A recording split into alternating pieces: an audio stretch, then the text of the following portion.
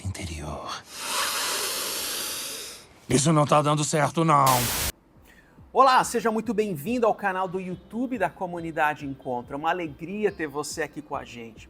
Se você não conhece a nossa comunidade, eu te convido a visitar o nosso site encontro.org ou o nosso Instagram, @encontrocomunidade. Lá você encontra mais informações sobre quem nós somos, a nossa caminhada e tudo o que acontece por aqui, ok? Nós estamos conversando ao longo do mês de março nessa temática. Você é o que você ama. Na semana passada, nós refletimos sobre o significado do coração, nós falamos sobre quem deve ocupar o centro do coração e sobre como aquilo que colocamos nesse centro acaba reverberando em toda a nossa vida. E hoje eu gostaria de conversar com vocês a partir dessa temática. Quem manda em você? Quem manda em você? Em outras palavras, a pergunta é um questionamento sobre quem tem o governo dos nossos corações. Vamos lá. Lendo um livro de James Smith que trata exatamente desse tema da nossa série, há uma frase bem interessante ali, que diz assim: às vezes, são as pequenas coisas que ocupam o maior espaço no nosso coração. Às vezes, são as pequenas coisas que ocupam o maior espaço no nosso coração. E sabe quem disse essa frase? Assim você não vai acreditar. Um grande filósofo nascido nos anos 20, extremamente popular. Então, Ursinho Pooh. Isso mesmo. Essa é uma frase extraída de um dos episódios desse desenho e citado aqui nesse livro. Parece até uma piada num primeiro momento, mas reflita sobre isso. As pequenas coisas. Um pequeno desejo de aprovação, uma pequena busca por conforto, uma preocupação excessiva com a opinião dos outros, um apego silencioso ao dinheiro. Nada disso parece ser escandaloso num primeiro momento, mas pouco a pouco, mesmo as coisas pequenas podem ocupar o centro e o espaço do nosso coração. Agora, muito tempo antes do Ursinho Pooh, o livro de Provérbios já demonstrava a mesma preocupação com o nosso coração. Olha só, acima de tudo, guarde o seu coração, pois dele depende toda a sua vida. Acima de tudo, guarde o seu coração, pois dele depende toda a sua vida. Veja como o tema que nós estamos tratando nessa série não é periférico, mas central para a nossa vida como um todo. Guarde, preserve o seu coração, porque literalmente a sua vida, a nossa vida, depende disso.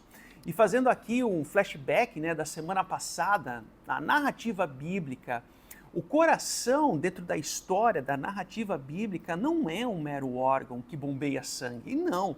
O coração é o centro da vida, é o lugar de onde partem as motivações, é o centro das decisões, os desejos, a racionalidade, o discernimento, o centro da vida como um todo, a construção da vida, ou seja, tudo aquilo que colocamos no centro do nosso coração, isso passa a ser o centro da nossa existência. Deixa eu ilustrar isso um pouco melhor aqui. Como nós afirmamos, na perspectiva do pensamento hebreu, o coração é o centro da vida, é o centro das decisões.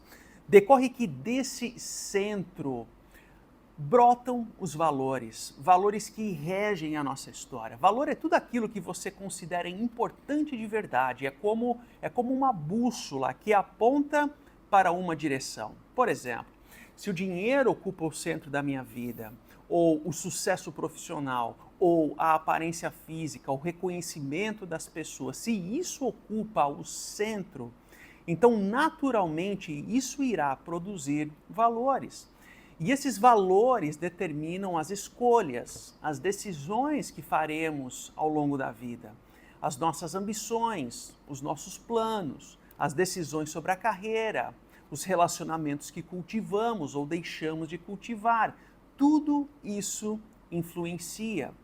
O ponto é que, à medida que seguimos vivendo as nossas escolhas começam a criar estruturas de hábitos, estruturas de vida, a organização da minha agenda, a forma como usamos o tempo, o que ocupa também os nossos pensamentos, enfim. E dependendo do que está no centro, com o passar do tempo, nós perdemos a capacidade de ver as coisas como elas são. Nós somos literalmente governados por aquilo que um dia escolhemos colocar no centro do nosso coração. Pois bem, essa era justamente a preocupação nos bastidores da carta de Paulo, lá uma pequena igreja na cidade de Colosso. Hoje localizada na Turquia, porque todo o livro de Colossenses, ela procura responder, a partir dessa preocupação, uma pergunta. E a pergunta é, o que devemos fazer? O que devemos fazer? Como nós podemos proteger, então, o nosso coração em meio às pressões da cultura, em meio às vozes que disputam a nossa atenção, em meio aos valores que tentam ocupar o centro da nossa vida? Como podemos proteger o nosso coração? Qual era o contexto aqui? Paulo, que é o autor da carta, não conhecia pessoalmente aquela igreja, aquelas pessoas, e pior, ele estava preso, por sinal. E lá na prisão, Paulo recebe a visita de um homem chamado Epáfras, que foi o fundador daquela comunidade em Colosso. Então Epáfras, ele vem até Paulo buscando sabedoria, buscando discernimento, palavras de sabedoria, e ele chega a Paulo com essa pergunta: o que devemos fazer? Nós vivemos numa cultura cheia de pressões, valores que competem com o coração das pessoas, filosofias diferentes, práticas religiosas variadas ao redor da cidade, tradições humanas misturada com espiritualidade. O que devemos fazer? Ou seja, qualquer semelhança com a nossa cultura hoje não é mera coincidência. O que devemos fazer? Agora, olha que interessante, porque antes de qualquer correção, antes de qualquer direcionamento ou palavra de conforto, Paulo menciona duas qualidades dos cristãos em Colosso que ele ouve falar. Olha, veja comigo. Pois ficamos sabendo da fé que vocês têm em Cristo Jesus e também do amor que vocês têm por todos nós. Pare para pensar nisso por um instante. Em meio às lutas, em meio às pressões, aquela comunidade era conhecida por duas coisas: pela fé, ou seja, espiritualidade, e pelo amor. Não é interessante? Eles eram conhecidos por quem estava no centro do coração. O centro não era o medo, o centro não era os valores da cultura, como acontecia na igreja em Corinto, não era a pressão do ambiente, não era o youtuber do momento, não era a série de Netflix, não, era Jesus. E eles eram conhecidos pela fé em Cristo e pelo amor. Agora a pergunta é, como nós somos conhecidos? Quando as pessoas nos veem, quando elas falam de nós, da nossa família, da nossa igreja, de nós mesmos, o que aparece primeiro? O que vem à mente das pessoas? Nossa ansiedade, nossa pressa, nosso temperamento, nossa indiferença, nossa busca por sucesso? Como nós somos conhecidos? Vale aqui a reflexão. E a partir disso, Paulo faz um alerta. Tenham cuidado para que ninguém os escravize a filosofias vãs e enganosas, que se fundamentam nas tradições humanas e nos princípios elementares deste mundo e não em Cristo. Perceba a preocupação de Paulo aqui. Ele sabe que o coração humano sempre será ocupado por alguma coisa, mesmo que seja pequena, como diria o nosso filósofo Ursinho Pooh. Por isso ele diz aqui, tenham cuidado. Existem ideias, valores, políticas, narrativas que parecem interessantes, que soam bem, parecem até inofensivas. mas pouco a pouco elas vão ganhando espaço dentro de nós. Mas Paulo, ele não apenas apresenta o diagnóstico do problema, ele apresenta um caminho, uma solução. E no verso anterior ele escreve assim: portanto, assim como vocês receberam Cristo Jesus, o Senhor, continuem a viver nele, enraizados e edificados nele, firmados na fé como foram ensinados, transbordando de gratidão. ênfase minha aqui, continuem a viver nele. Esse verbo continuar, ele vai ditar o tom agora das imagens, das práticas que Paulo traz aqui à tona. Como que tudo isso acontece? Ou o que devemos fazer? 4 imagens que Paulo descreve aqui. Primeiro, continuem enraizados nele. Aqui é uma imagem agrícola da árvore que aprofunda as suas raízes no solo. Veja, não há profundidade quando a fé depende de injeção de emocionalismo, de arrepios espirituais. Não há profundidade quando a fé se limita apenas ao domingo de vez em nunca. Não há profundidade quando a espiritualidade aparece apenas quando a vida entra em crise. Não há profundidade. Mike Goldwyn, o autor do livro Drama das Escrituras, que nós estaremos lendo nos pequenos grupos esse ano, em determinada palestra que eu presenciei dele, ele usou a expressão que eu nunca mais esqueci: janela de oportunidade. Janela de oportunidade, ou seja, ao longo da narrativa bíblica e para nós hoje também, Deus traz janelas de oportunidades ao seu povo. Oportunidades de uma vida enraizada nele, profunda com ele. Qual é a janela de oportunidade na sua vida hoje? O que Deus está querendo mostrar para você? No cansaço da vida acelerada, na busca por sentido, nos meus vícios, na crise de identidade, na autoestima, na solidão, na insegurança, veja, quanto mais profundas as raízes são nele, mais firme a árvore permanece quando os ventos batem. Em segundo lugar, Paulo diz: continuem edificados nele, edificados nele. Edificação é uma linguagem aqui da arquitetura, da engenharia. Na construção civil, há muita coisa que sustenta o prédio e que ninguém vê, não é verdade? A fundação não aparece, a viga muitas vezes não aparece, a coluna muitas vezes não aparece, mas é isso que mantém a casa em pé. Na espiritualidade, na proteção do coração, é a mesma coisa. O que sustenta uma vida raramente é o que parece. Não são apenas as palavras públicas, não são apenas os momentos visíveis, mas sim as escolhas silenciosas. Nós temos na nossa cultura um costume de dizer assim, né? Se Deus quiser, se Deus quiser, se Deus quiser a gente vai comprar a casa própria, se Deus quiser vai dar tudo certo. Geralmente a gente usa esse ditado, essa frase, quando a gente se refere a coisas boas, não é verdade? Mas há situações em que nós precisamos reparar nessa edificação da vida, as fendas que aparecem na alma. E Deus também quer que nós façamos esses reparos pela graça dele. Perdoar quando nós somos feridos, ser fiel quando ninguém vê e aplaude. Ninguém diz: se Deus quiser eu vou perdoar o ofensor. Se Deus quiser, eu vou me contentar com o que eu tenho hoje. Dificilmente nós falamos essas frases.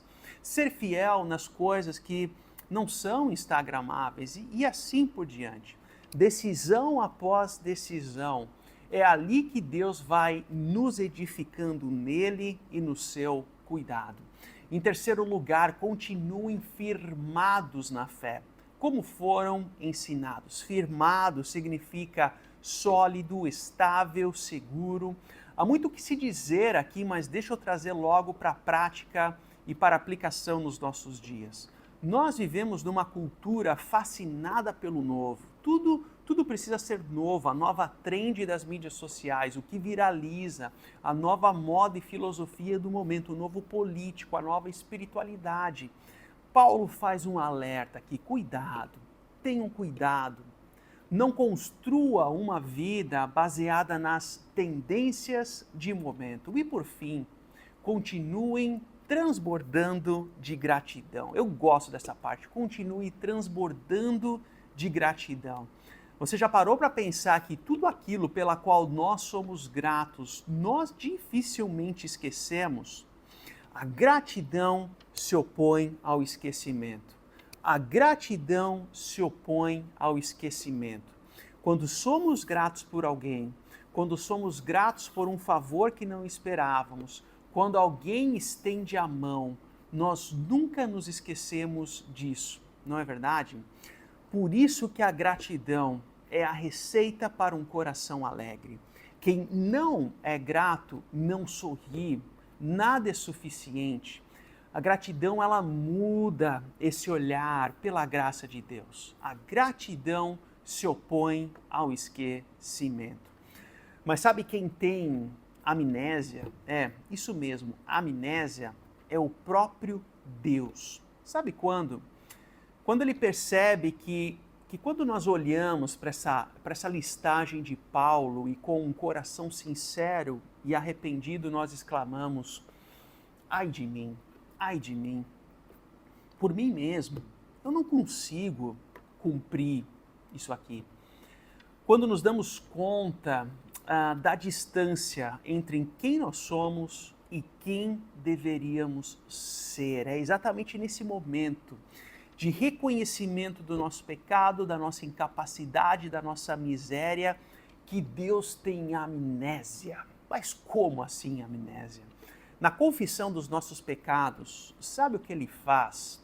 Isaías responde, sou eu mesmo, diz Deus, aquele que apaga as suas transgressões por amor de mim, e que dos seus pecados já não se lembra. Ele não se lembra, ele apaga, ele perdoa. É como se Deus dissesse, por causa do meu perdão, por causa do sangue, da cruz, da ressurreição, eu não vou reconstruir a sua história a partir do seu fracasso, do seu pecado, mas a partir do meu amor. Deus quer transformar o coração, ele pega a história marcada por falhas e começa a escrever um novo capítulo. Ele quer ter o governo do nosso coração.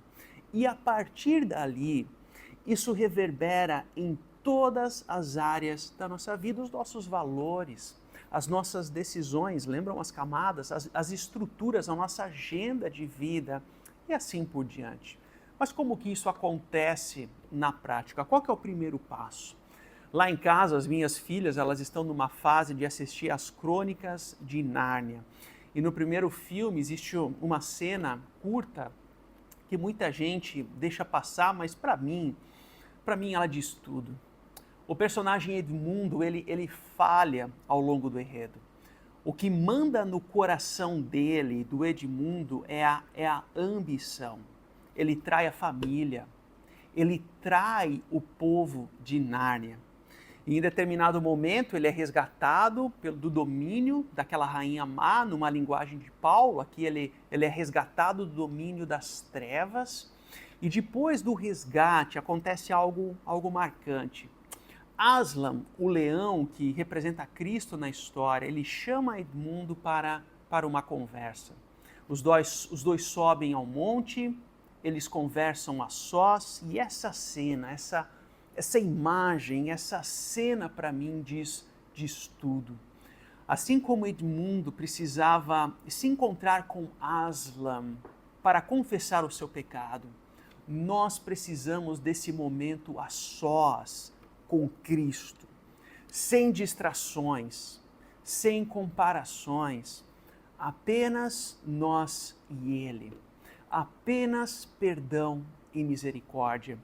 Talvez seja exatamente isso que esteja faltando na nossa cultura hoje. Nós queremos transformação sem o encontro com o Cristo crucificado. Nós queremos mudança do coração sem arrependimento e silêncio, crescimento sem confissão. Mas na verdade, na real, tudo o que precisamos é um momento a sós com Ele e permitir com que a sua graça e o seu amor cuide de nós, molde as nossas vidas e o centro, o nosso coração. Com base nisso que levar para casa, liste as coisas que estão ocupando o seu coração, preocupações, ansiedades, ambições, o que tem o poder de mandar no seu coração, o que já manda no seu coração, o que precisa sair do centro. Mas em segundo lugar, que decisão concreta você precisa tomar essa semana para reposicionar Jesus no centro do seu coração? Uma atitude de entrega, uma atitude de perdão, uma atitude de ajuste de rotina, enfim. A partir disso, a nossa vida passa a ser nutrida por Ele. Nós recebemos uma nova identidade, os nossos valores começam a ser moldados por Ele. Isso é graça de Deus. Concluindo, todos nós temos acompanhado os noticiários recentes, notícias que nos preocupam, notícias que parecem ter saído direto dos anos 40, praticamente uma guerra mundial com Estados Unidos e Irã. Mas olha só, em 2003 o grupo Black Eyed Peas lançou uma música chamada Where is the Love? Onde está o amor? E essa música nasce do rastro dos atentados de 2001 no World Trade Center. Era um mundo ferido, um mundo assustado, um mundo inflamado pelo medo. Daí surge a guerra do Afeganistão logo em seguida.